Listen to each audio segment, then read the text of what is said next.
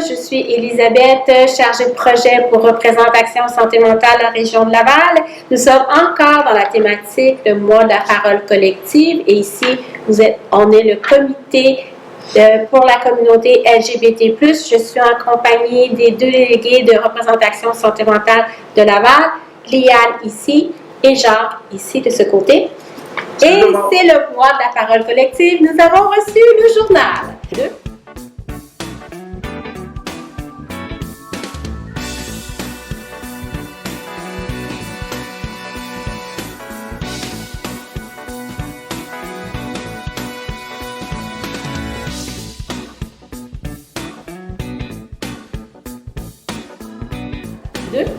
La prochaine question qu'on se posait, c'est... Oh, elle est dure. Est-ce que le fait de faire partie d'une minorité contribue à affecter la santé mentale des personnes appartenant à la communauté LGBTQ+. Y a-t-il un stress de faire partie d'une communauté? Oui. Oui. Non, mais c'est... Voulez-vous, qu'est-ce que vous en pensez? Non, effectivement, c'est vrai. C'est, regarde, comment je pourrais expliquer ça en quelques mots? Il y a des gens qui ne sont pas encore sortis du placard, OK? Puis quand on arrive, puis quand on fait, comme moi, j'ai fait une grosse dépression, OK? Et cette dépression-là, Dieu merci, j'ai pu avoir une psychothérapeute qui m'a aidé énormément avec mon médecin de famille. Puis on s'est rendu compte que ma dépression, c'était pas juste une dépression de surface, c'était aussi très profond. Et je vais juste donner une petite anecdote. Durant mes 2 ans et demi que j'ai suivi ma thérapie avec ma psychothérapeute, que je remercie énormément, j'ai été violé par un de mes frères pendant des années. Mais moi, dans ma tête, étant donné que j'étais gay, donc c'était normal que mon frère jouait avec moi. Fait que là, ma psychothérapeute, elle me dit « Non, Jacques, c'est pas vrai, là, ça marche pas comme ça. Tu as été violé. » C'est une transgression complète. Oui, c'est ça, absolument. Puis ça m'a amené bien des choses. Tu sais, fait que si j'aurais pas eu cette psychothérapeute-là, mon médecin, lui, m'aurait traité juste pour une dépression. Puis c'est tout. Mais c'est pour ça, fait que c'est vraiment là, dans la communauté, c'est assez... Tu sais, comme toi, exemple, OK, tu fais une dépression, ton médecin, OK, bon, il va te traiter pour ta dépression. Mais ça l'amène, dans notre communauté, ça l'amène encore plus de choses. Puis je pense que toi, tu parlais d'être pris dans son ensemble. Tu avais parlé de ça plus tôt. Le fait d'être, le stress d'être une minorité. Tu voulais parler des différentes minorités. Bien, c'est parce que quand tu es une minorité, tu es déjà là hypothéqué. Ben, pas hypothéqué. Comment dire ça? Stigmatisé? Stigmatisé en partant. Fait que t'en as une ou plusieurs, ça aide pas. Puis en plus, ben, comme Liane est aux femmes, puis en plus, elle est handicapée physique, c'est encore un double stress pour elle. Peut-être même un trip, parce qu'avec oui, mais il y a aussi que le monde, il arrête à l'handicap, il ne va pas plus loin. Parce que des fois, ils ne croient même pas que je serais comme là-dedans. Parce que côté handicap, le monde, il ne pense pas qu'on a une activité sexuelle. Fait qu'en fond, toi, ce que tu dis, c'est que dès le départ, la première minorité qu'on voit chez toi, déjà, ça limite. Puis ça limite parce que le monde, viens me demander si mettons, hétérosexuels, si les personnes handicapées, ils ont une vie sexuelle. Le 3 quarts vont dire non parce qu'ils ne pensent pas avec une vie sexuelle. Imagines-tu qu'en plus de ça, tu sois aux femmes? C'est comme, oublie ça, c'est comme tu viens de péter les standards puis tout est Fait que c'est plus facile, encore plus fréquent de vivre la stigmatisation à ce moment-là. Ouais. Il y a beaucoup de travail à faire. Oui, c'est ça que j'allais dire. Beaucoup de travail à faire, oui. Ouais. Énormément. Merci. Merci à vous deux. Alors, est-ce que vous pensez que ça prendrait une place au traitement en dépendance spécifique pour les gens qui appartiennent à la communauté LGBT+. Tu vois, Il faudrait que le monde soit ouvert parce que, personnellement, il y a 10 ans, dans les centres de crise, ils n'étaient pas ouverts à la communauté LGBT+. OK. Puis là, je pense qu'ils commencent à être ouverts. T'es plus comme accepté à ton tour également. Mais tu vas dans une thérapie de groupe puis des places de même, mais c'est. Tu sais, c'est encore pas de quoi. C'est limite. Ouais. C'est limite. Puis pour les groupes de dépendants, toi, tu parlais de centres de crise, mais pour les groupes où les Ben, gens en dépendance. Groupe de thérapie, là. Tu sais, tu fais une thérapie de groupe. Oui, oui, oui.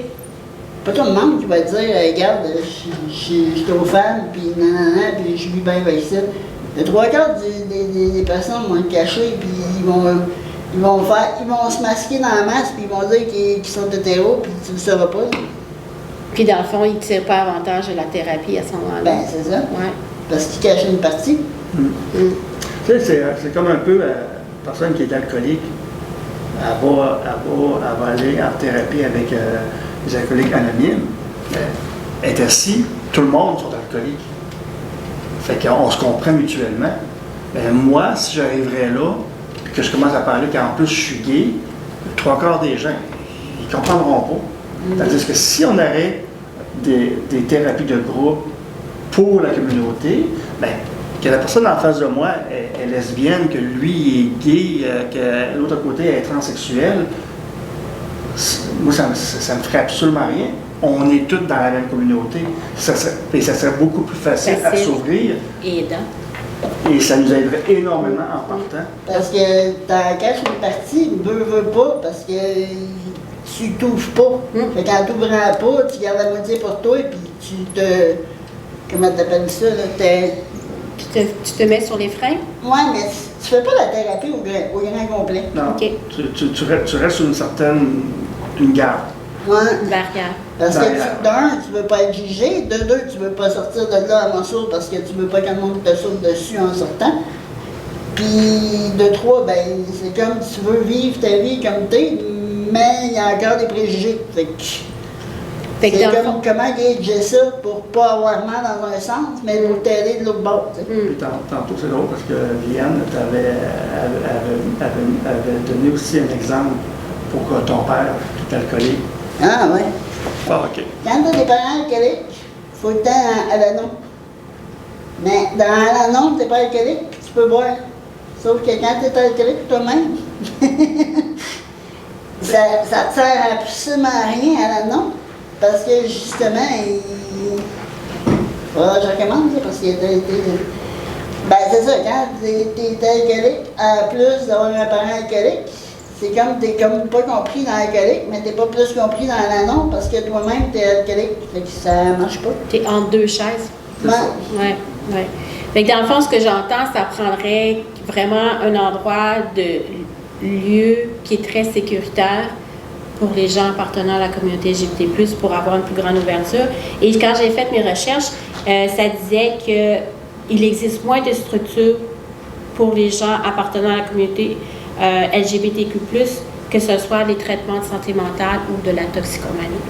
Mais même à ça, les santé mentale, si tu prends ça quand tu vas à l'urgence, tu attends 26 heures si tu n'es pas en grosse crise, puis tu attends pas si tu es en grosse crise. Il y a quelque chose, un problème quelque part là. Oui. De n'importe quelle communauté tu fais partie. Ben, c'est ça. C'est pas Effectivement. normal d'attendre 26 heures pour voir un psychiatre quand tu y vas, mettons, pour une jambe cassée, puis ça te prend 3 heures. Là. C'est pas normal. Bien d'accord avec toi. Et tu vois, c'est drôle, hein, parce que là, on parle de la communauté, mais moi, je milite depuis longtemps. OK. Puis c'est drôle parce que je compare au début, quand j'ai commencé à militer, comme gay, pour avoir mes droits, mais je vois le même trajet qu'on va être obligé de faire pour la communauté en santé mentale. Ah oui. Ouais. Mais tu penses pas que l'expertise que les gens ont gagnée en voulant comme ouvrir sur la communauté LGBT+, et la santé mentale, ils ont comme cette expertise-là, ils peuvent justement l'utiliser et aller au niveau de la santé mentale? Il va falloir avoir du vouloir. OK. Au niveau. Puis pas juste ça, c'est parce que, tu sais, moi, personnellement, là, je me sens plus accueillie dans ma famille en LGBT+, Que à la santé mentale. C'est important. Parce qu'à la santé mentale, c'est comme ils passent pas, puis c'est comme on n'en parle pas, puis ça n'existe pas. C'est tabou. C'est tabou. OK. Puis ça devrait pas être tabou. Ben non, je suis bien d'accord avec toi. Tu sais? Et c'est pour ça que Liane et moi, on a voulu faire un volet pour le mois de la parole collective, un volet de la communauté LGBTQ+. Parce qu'il y a du travail à Il y a faire. du travail à faire, énormément, oui. Énormément. Parce qu'en termes de vidéo, il y a juste le nôtre qu'on Ben a oui. fait l'année passée. Vous feriez vos recherches. Il va en avoir 2 autres. Fait qu'on va te rendre à 3. Il y a notre dernière question, ben, ça regroupe un peu ce qu'on venait de dire. C'était, selon vous, quelle est l'importance d'une thérapie de groupe pour les gens appartenant à la communauté? Puis on avait dit, lieu de sécurité, mais aussi un sentiment de reconnaissance entre les pairs et de se sentir moins seul. Oui, C'est ça. absolument. Ouais. Est-ce qu'il y a des choses que vous vouliez ajouter là-dessus? Ben, d'après moi, on a fait pas mal le tour. Je sais. Ben, le premier aussi. Ouais. Alors, bien, on est content d'avoir pu partager avec vous notre discussion et encore le mois de la parole collective pour pouvoir avoir le journal. Et puis, bien, à la prochaine. Merci. À la prochaine. Merci.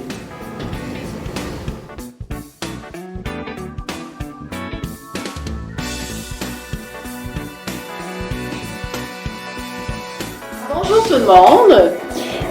Nous sommes ici réunis en sous-comité du mois de la parole collective pour la santé mentale et la communauté LGBT+. Moi, je suis Elisabeth. Je travaille comme chargée de projet pour Représentation Santé Mentale et je travaille dans cet organisme depuis plus de 2 ans. Et j'ai décidé d'accompagner les délégués de Laval parce que je crois beaucoup à la diversité dans tous les aspects de l'être humain. Alors, je vais passer ma parole à mon collègue qui est en virtuel ici avec nous.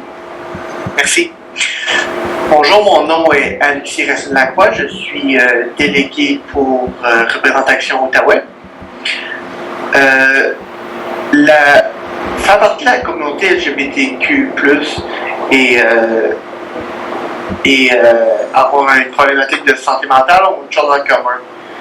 Les deux vivent souvent de la discrimination de la part de la société, surtout si tu as les deux. Parce que ça fait une sorte de double discrimination. Mon collègue ici. Merci Alexis. Merci. Bien, moi, c'est Jacques. Je suis délégué depuis 2018 pour représentation pour le Grand Laval. Justement, comme Alexis disait, de la discrimination, moi, j'en ai 3. En santé mentale, gay et en plus skinhead. Fait que plus on va parler, plus on va en avoir. Moi, j'ai parti ce sous-comité-là avec ma collègue parce que j'ai remarqué que dans le milieu LGBTQ+, il y a beaucoup plus de suicides, beaucoup plus de viols, beaucoup d'agressions que la communauté, je vais dire hétérosexuelle, mais c'est pas ça vraiment, Hors communauté. Dans la communauté au complet. C'est ça. Fait que je vais passer la parole à ma collègue à côté de moi. Bonjour, moi c'est Liane. Je suis déléguée de représentation Laval depuis 2014. Quand notre ami virtuel parlait de comment on appelle ça? Discrimination, c'est ça, on va finir par l'avoir. Il disait que lui, il en avait 2 parce que c'était LGBT et santé mentale. Moi, j'en ai 4 parce que je suis handicapée physique. Puis j'ai un problème d'audition qui fait sensoriel, qui est un handicap sensoriel, fait que ça fait 4. Fait que c'est pour ça que j'ai fondé ce sous-comité pour faire voir au monde comme quoi que la diversité peut être dans n'importe quelle facette. Merci Liane. Merci. Donc, ici, c'est comme une invitation à à discuter, à parler de la santé mentale au sein de la communauté LGBT+. Mais tout d'abord, on va commencer par la base. Donc, on va vous parler de... Ah oui, c'est vrai! Tu l'as oublié, celle-là. Je suis tellement habituée. Vas-y, Jacques, je te passe la porte. Vas-y. Okay. Je veux juste spécifier, quand tantôt j'ai dit que j'étais skinhead, moi, c'est dans le mouvement skinhead, il y a plusieurs mouvements, il y a plusieurs... moi, je fais partie des CHARP, S-H-A-R-P. Donc, qu'est-ce que c'est? Je suis antiraciste, anti-violence, anti-néo-nazi et je suis aussi, je n'ai pas de point de vue politique. Donc, c'est ça, c'est vraiment important de le mentionner. Puis, je serais mal foutu d'être néo-nazi parce que je suis gay en plus. Imaginez-vous, arrêtez le bordel, mettons. Fait que c'est ça. Fait que je voulais juste le spécifier. Merci, Jacques. Ça fait plaisir. Merci de me rappeler à l'ordre. Alors donc, comme je disais, nous allons vous définir, pour commencer à la base, nous allons définir les lettres. Donc, Jacques, je te repasse la parole. Oui, OK. Moi, je vais vous définir les deux premières lettres, qui est le L pour lesbienne. Bon, ça, c'est une attirance, une femme qui est attirée envers une autre femme, mais est attirée physiquement, sexuellement, romantiquement et émotionnellement. OK? C'est pas juste le sexuel.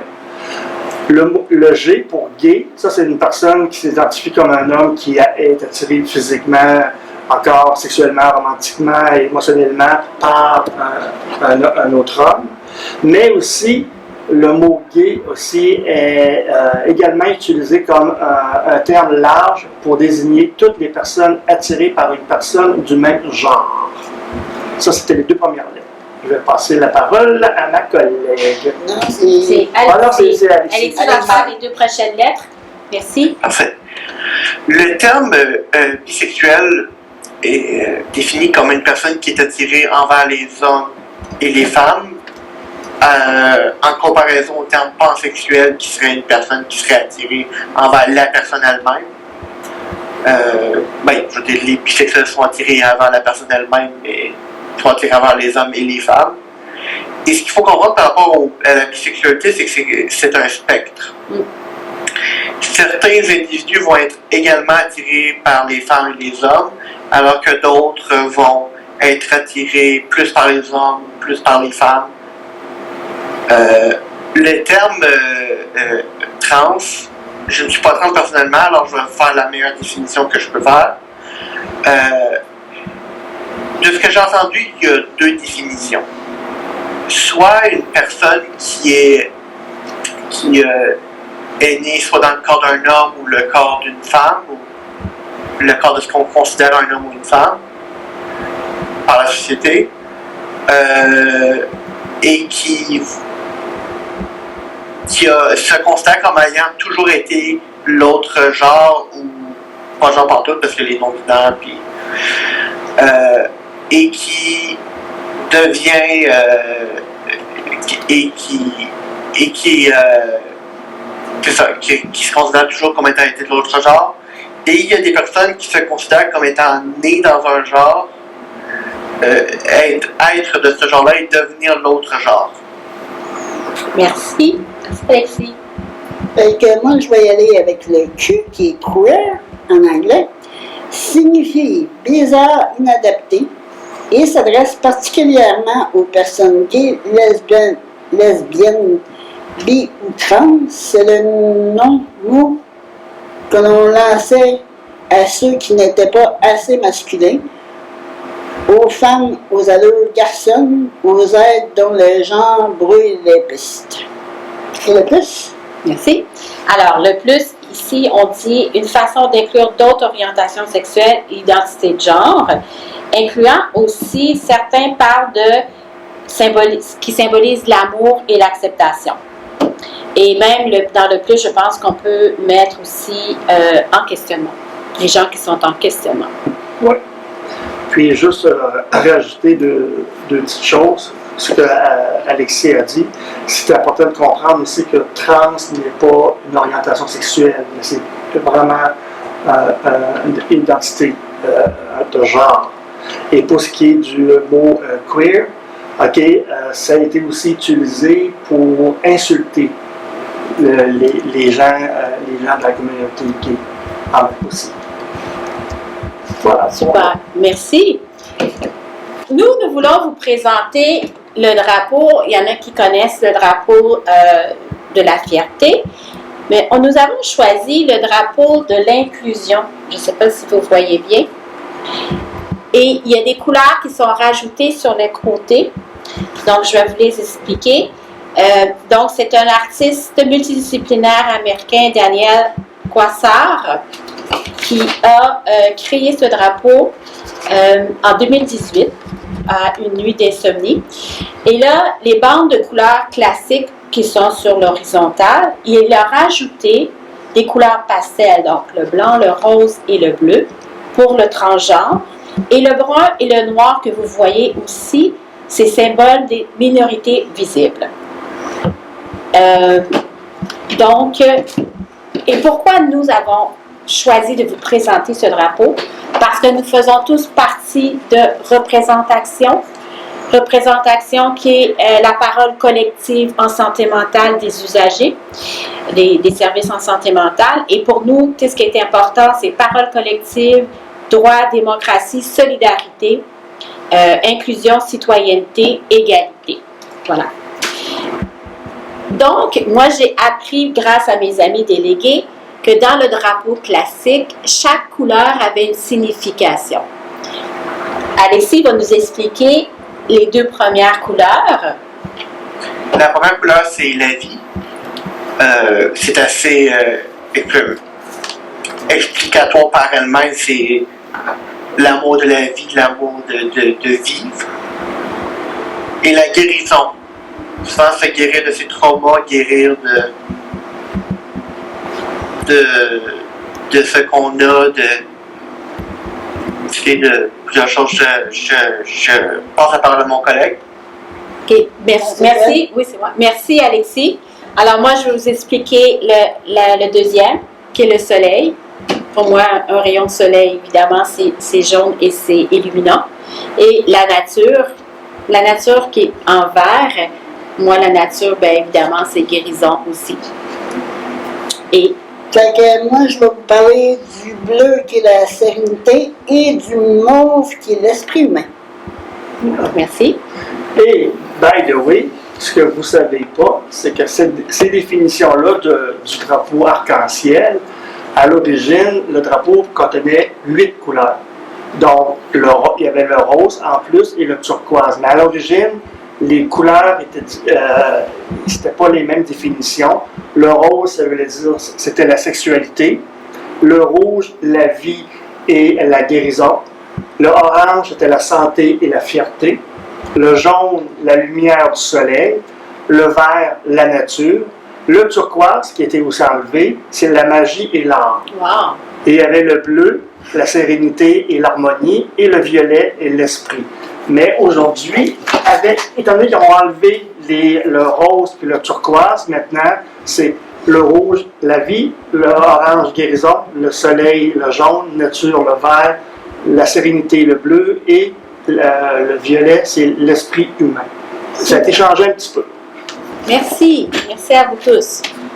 Alors, vous venez d'assister à la première capsule de notre sous-comité LGBT+, et on vous invite à venir nous retrouver pour la prochaine capsule où on va parler de statistiques en santé mentale, du mouvement La Parole collective en santé mentale et des stress reliés à être une minorité et sa santé mentale.